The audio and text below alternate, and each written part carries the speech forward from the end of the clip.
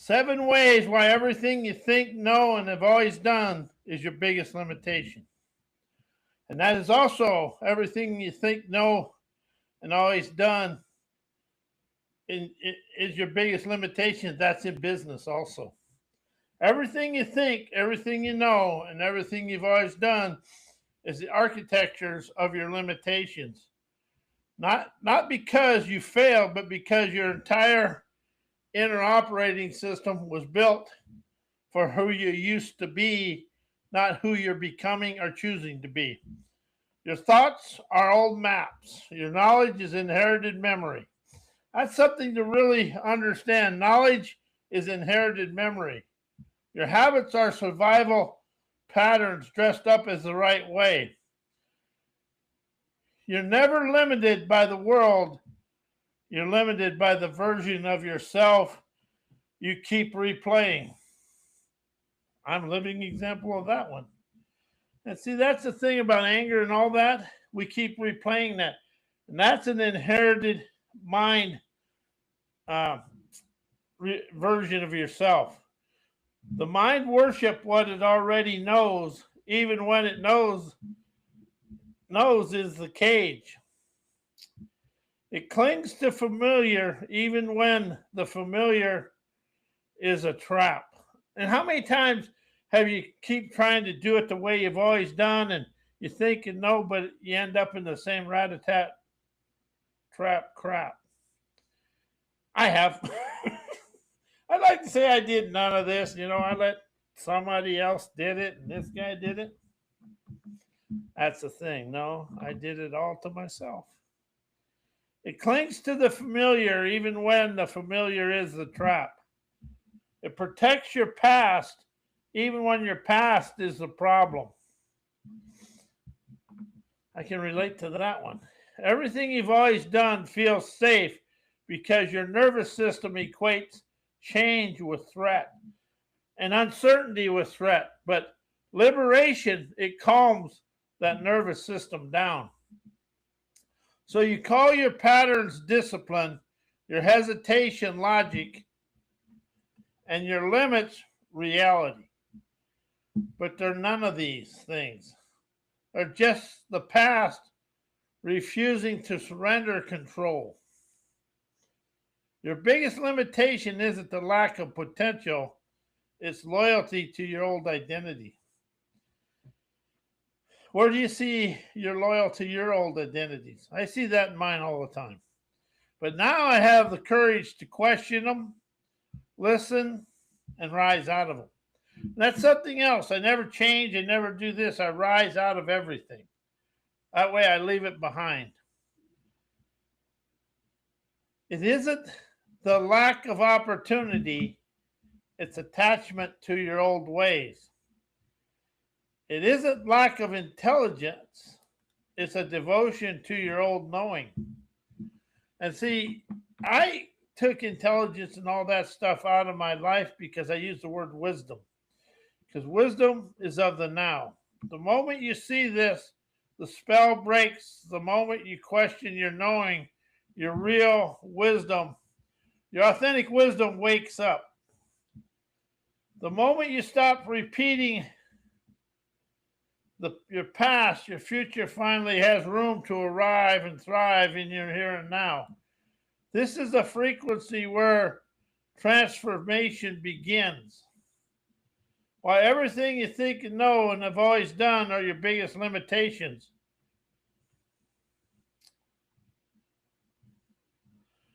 Your mind recycles the past, so you mistake familiarity for truth. Your brain runs on patterns. It prefers what it already knows, even if what it knows is small, outdated, or harmful. You think the same thoughts, so you feel the same emotions. So you make the same choices. See, whatever happens out here in front of you, your mind is looking, as soon as it occurs and it goes into the mind, it's looking for something that makes it feel safe. That's how you get into your old representations and repetitions of your old self. And your emotional snapshots, uh, soul tattoos, all that, because it's all inside you, but it's a comfort zone. So you get the same life. This loop feels right only because it's familiar, never because it's wise. Your biggest limitation is the illusion that your current worldwide view is reality instead of novelty, when it's just repetition. Your identity becomes a cage built from your own stories. I relate to that one because we like staying inside our comfort zone stories. Everything you know about yourself, I'm this kind of person, I don't do that, I've always been like this, it's just a story you've rehearsed so long, feels like a fact. As identity is your self-imposed boundaries, the moment you defend who you are, you block who you could become. Your limitation is not your ability, it's your loyalty to an outdated version of yourself. Your habits automate your life so you stop noticing your own potential. See, your potential is beyond your comfort zone. What you've always done becomes invisible. Habits turn into autopilot and mental autopilots. Autopilot turns into stagnation. You never question your routines because they feel normal. As normal is just the prison you stop noticing. I noticed that a lot in my life. I've had that, like when uh, like Facebook changes the algorithm and I kind of come back to something new. I finally learned it's it's never new, it's always fresh. And you feel more excited and fresh than you do new. I do anyway. But normal is just a prison you stop noticing. Your biggest limitation is the comfort of the known, because comfort kills evolution. That's true. When indoctrinated education shuts off inspiration, imagination, innovation, intuition, and fresh wisdom to stay inside your comfort zone programming. Uh, Everything wants to keep us inside social obedience over originality. Your mind learns to fear its own creativity or innovation. Indoctrinated education trains you to memorize instead of imagine. Have you ever witnessed that in your life? I have. But now I like my imagination, my inspiration to roam the world and see the instigating ingenuity it awakens me with. Repeat instead of questions. Comply instead of create. When the system praises you for getting the right answer, your brain stops exploring the unknown. You learn to self censor your intuition because anything unconventional feels like a threat to approval. That kills inspiration at the root. It conditions you to trust authority more than your own inner wisdom. How do you trust authority more than your inner wisdom? We all do, because we've always been taught the outside world knows more than us, and it doesn't. It's just got an old way of keeping us in our comfort zone. The teacher knows, the book knows, the system knows. You don't. And when you stay inside the teacher and the book and all the system, you never rise out of it. So you outsource your thinking, your intuition becomes background noise, your imagination becomes immature, your innovation becomes disruptive. This creates a mental dependency loop where you wait for permission to think differently, and permission never comes.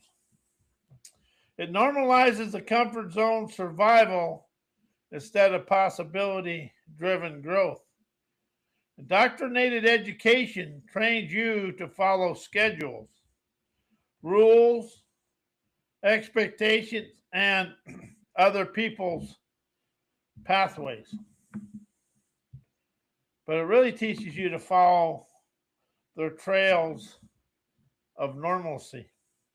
The system's goal is stability, never evolution. It shapes you into someone who says predictable, manageable, and safe, even if that safety suffocates your potential. Your imagination, intuition threaten the comfort zone. It does mine every once in a while. I'd like to, oh no, not no more, you can't do that. That's not true.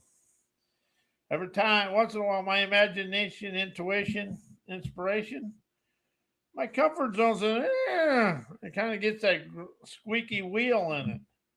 So the system teaches you to shut them down before they can disrupt anything. Why college education and PhD programming encompass an ancestor mindset. It's built on intellectual inheritance, never intellectual evolution. Higher education is structured around a canon that structured around ideas, theories, and frameworks created by people that are long gone. Where do you witness that in the school system in life? You're trained to cite them, defend them, build within their boundaries. This means you're never learning how to think from zero. You're learning how to think inside ancestral architecture. How would it feel to realize you never really had a thought of your own? Because it's always inside something else. The past becomes the blueprint. Your originality gets filtered through yesterday's worldview. Sometimes it comes out PU. It rewards mastery of old knowledge, never creation of fresh paradigms. To succeed in academia, you must prove you understand the established literature, align with existing methodologies, replicate, accept forms of reasoning. Innovation is allowed only if it fits the system existing vocabulary. So even your fresh ideas must be expressed in old language, shaped by old assumptions. The system never evolves you, it inducts you into its lineage. It trains you to protect the tradition instead of disrupt it. PhD culture, especially, is built on gatekeeping, peer review, hierarchy, and tradition. These mechanisms preserve stability, never transformation or broadcasting your brilliance. You're conditioned to become a guardian of the intellectual past, never a breaker of patterns. Where do you see that in your life? I still see that in my life once in a while, but I'm getting sore. I really want to be the breaker of patterns so I can stroll and be chauffeured out into the unknown, which is my unlimited nirvana. Your intuition, imagination, and disruptive insight get trimmed down to fit the expectations of the academic tribe. Why all education is always from past, never getting to the now. Education is built on archive knowledge, never active awareness. Everything you're taught, facts, theories, frameworks, was discovered before you were born. Education is a museum of human thought, never a living organism. That's true. Education is a museum of human thought. never a living organism. It hands you conclusions, already made models, already defined, interpretations already frozen. You're trained to navigate yesterday's map, never today's terrain. And you know, something else I've understand now is my mind is trained to be the same today as yesterday. The now is too fluid, too unpredictable, too alive, and too alive for standardized teaching.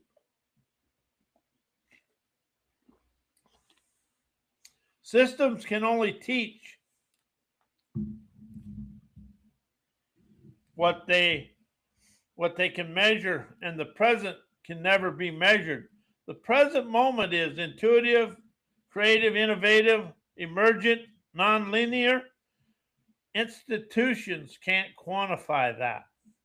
So they default to what can be tested, past knowledge. This means education becomes a replication engine, never a consciousness or awareness expanding and energizing the experience. The now requires presence. Education requires predictability. These two rarely coexist. The past feels safe, the now feels disruptive. Education's job is to stabilize society, never reinvent it. So it leans on tradition, precedent, and established norms, inherited structures. That's something I've really opened up to. My inherited nervous system creates my mind invented lifestyle. Adaptability, excuse me. Ooh, that was a good one. Adaptability qualities that can be controlled or standardized. So the system keeps you anchored in the past because the past is manageable while the present is transformational or life expanding. While indoctrinated education programs your comfort zone that you use to react to your daily life experiences. It conditions your nervous system to equate familiar with safe, so anything new feels like danger. From childhood, the system trains you to sit still, follow instruction, avoid mistakes. See, we don't make mistakes, we create awakenings. Seek approval. Your body learns that predictability is survival. So when your life throws something unfamiliar at you, your comfort zone programming kicks in automatically. You never respond from intuition, you respond from your social obedient conditioning. Your reactions are never you, they're the echoes of how you were trained. It teaches you to prioritize external validation over internal truth. Grades, rankings, gold stars, praise, these become your emotional currency. So in your daily life, you react to situations based on, will this make me look good? Will I be judged? Am I doing it right? Instead of, is this aligned with who I am? What do I actually feel? Your comfort zone becomes a performance zone, and your action become a rehearsed behaviors instead of authentic responses, rising you up to your trail of triumph. It programs you to avoid discomfort instead of outgrow through it. Indoctrinated education punishes uncertainty, experimentation, failure, deviation. So your mind learns to retreat whenever life gets unpredictable. Daily challenges trigger the same pattern. avoid, shrink, comply, repeat. Your comfort zone becomes a mental cage disguised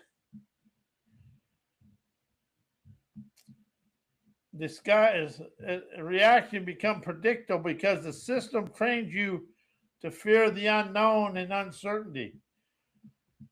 Why indoctrinated education, it programmed your comfort zone that reacted to your daily life experiences, make today's outcome mirror yesterday's outcome. It wires your brain to repeat patterns instead of create innovative possibilities.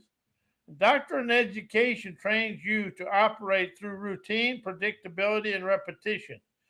That's why I'm saying when something happens out there and your mind does it, and you bring it back into your mind, it's looking for the predictability and the repetition that fits that. That's why change is hard to do, but liberation's easy, because when you use liberation, that event gets released and doesn't have the same effect on your repetitions. So your nervous systems become addicted to sameness. When your daily life presents a situation, your mind never responds from presence. Pulls from the old pattern. It pulls from the old pattern library it was trained to rely on. Yesterday's thinking becomes today's reaction. Yesterday's reaction becomes today's outcomes. The loop sustains itself because the system taught you to trust the past more than present moment. It conditions you to solve fresh problems with new problems with old frameworks. That's why we stay the same. We use the same frameworks. Education gives you formula, never awareness. It teaches you what worked before, never what's emerging here and now. So when life hits you with something unfamiliar, you unconsciously reach for the same beliefs, same coping mechanisms, the same interpretations. This makes your present a replay of your training, never a fresh experience. Your outcomes stay the same because your internal operating system never updates. Where have you seen that in your life? I see that in my life, but now everything is an awareness, so everything is always I'm always asking questions and always listening for a fresh path. The instincts that would it suppresses the instincts that would break the cycle. Your intuition, imagination, and inner wisdom are the forces that innovate fresh outcomes. As indoctrinated education teaches you to distrust intuition, that one, I've done that myself. Now I listen for my intuition. Avoid uncertainty, fear mistakes, stay inside the known. So when life gives you a moment that could shift everything, your comfort zone programming pulls you back into the familiar. Today becomes a photocopy of yesterday because the system trains you to avoid the unknown and fresh outcomes. Why today's physical world mirrors the past. The world you see is built from yesterday's beliefs, never today's awareness. Most people never meet reality directly. They meet it through inherited assumptions, old interpretations, conditioned reactions. So the physical world becomes a projection of mental software. You're never seeing now, you're seeing the past replaying itself through your expectations, fears, and habits. When the mind stays old, the world stays old. Your nervous system repeats familiar patterns, so your actions recreate old outcomes. Your body is wired for survival, never evolution. It chooses the familiar over the unknown. The unpredictable over the possible, the predictable over the possible, the past over the present. So even when life gives you a fresh moment, you respond with yesterday's reflexes. Your behavior becomes a loop, and the physical world reflects that loop back to you. The warrior truth: if your internal pattern never changes, your external reality can never expand out of yesterday. So society runs on legacy systems that anchor the present to its historical momentum. I see that in my life, but I'm rising out of it because now I have the guts and the ability to question that. Everything around you, institutions, culture, norms, expectations, is built from old structures, old values, and old power dynamics, old world views. The physical world is a monument to what humanity believed before you arrived. Unless you consciously disrupt that momentum, you get swept into it. The past is never behind you. It's the architecture you're walking through. It's the architecture you're walking through. Why communication and people skills mirror our ancestor survival codes stuck in the past. Your brain still reads social interaction as a survival threat, never a modern conversation. Human communication evolved when being rejected by the tribe meant literal danger. So today, your nervous system reacts to disagreement, judgment, conflict, unfamiliar people as if they're predators, never co-workers or strangers. Your communication style becomes defensive, cautious, approval seeking. Do you see that in your life? I got to be real. I got to be very aware of that to rise out of it. Ancient survival coding running in a modern world. You're never reacting to the moment. You're reacting to the past your biology remembers. That's a true statement. You're wired to prioritize belonging over authenticity. So you speak to avoid exile, never to express yourself. Ancestors survived by fitting in. Standing out was risky. That instinct still shapes how people talk today. So communication becomes polite instead of honest, agreeable instead of authentic. I can relate to that. Predictable instead of innovative. People skills become social camouflage, never genuine connection. You're using ancient strategies to avoid being cast out of a tribe that no longer exists. Your instincts interpret social cues through old emotional templates, never present moment awareness. Your reactions to people are filtered through childhood conditioning, inherited fears, old emotional wounds, nervous system inheritance, ancestral vigilance. So when someone speaks to you, you never hear them. You hear echoes of the past experiences. This makes your communication loop repetitive, predictable, and stuck. The warrior truth: if your coding never updates, your outer interactions can never evolve. While energetic liberation, energized listening, maverick questions, to hearken the fresh wisdom of here and now rises you and me out of yesterday. Energetic liberation breaks the gravitational pull of old identity loops. When you liberate your inner energy, you stop running the same stale momentum of who you used to be. Old identity patterns lose their authority. Your awareness stops recycling yesterday's emotions, assumptions, and reactions. Energetic liberation is the warrior act of cutting the cord to the past inertia, so the present can finally speak to you without distortion.